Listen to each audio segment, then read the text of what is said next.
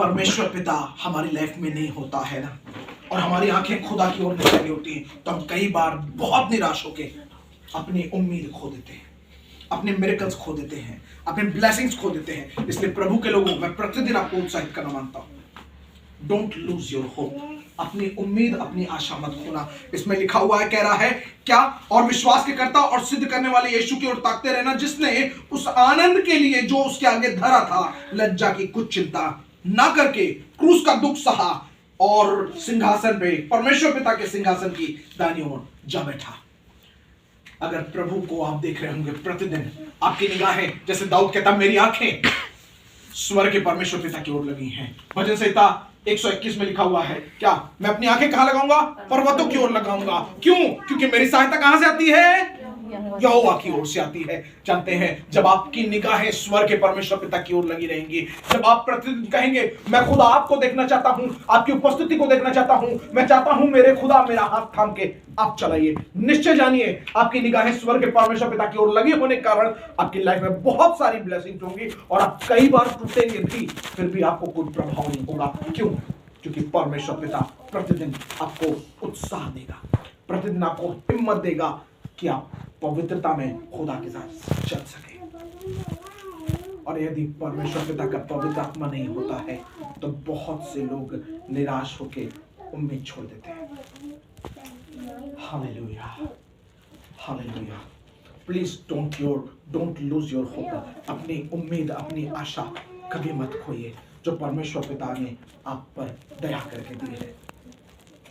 Thank you Jesus, thank you Jesus, thank you Jesus, thank you Jesus. मैं प्रतिदिन कहता हूं, जो परमेश्वर पिता ने आपको दिया है बहुत कीमती है।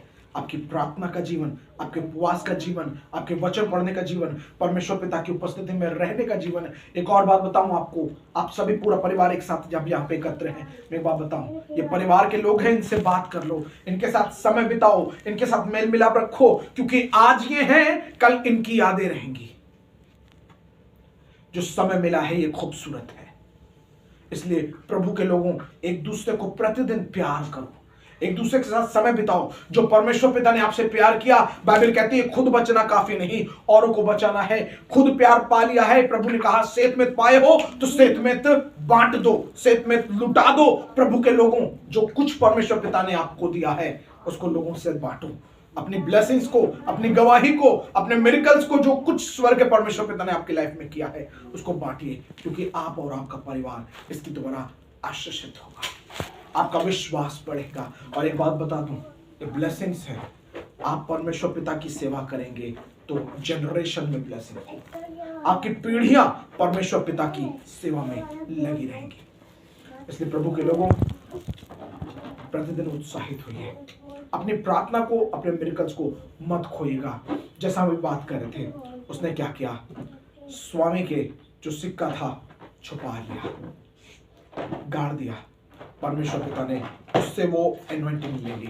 आगे के पदों में लिखा हुआ है कि परमेश्वर पिता ने उससे लेके उसको दिया जिसके पास अधिक था। जिसको अधिक दिया है उससे अधिक हिसाब भी लिया जाएगा, जिसको नहीं दिया गया, जिसके पास जो भी होगा वो भी ले लिया जाएगा। मैं एक बात बताता हूँ, आपके पास जो कुछ भी है वो परमेश्वर पिता ने आपको दिया है। आपके पास कुछ भी है, आपके परिवार है, आपके माता पिता हैं, आपका घर है, आपकी जीवन है, आपकी रोजी रोटी है, आपकी कमाई, आपका पैसा है, आपका स्वास्थ्य है, जो कुछ है सब कुछ स्वर्ग के परमेश्वर पिता ने आपको दिया है। उसको परमेश्वर पिता के पास दे के, प्रभु ये आपका, आपने मुझे दिया, मैं आपके चरणों में रख के कहता हूँ धन्यवाद इन सब चीजों के लिए।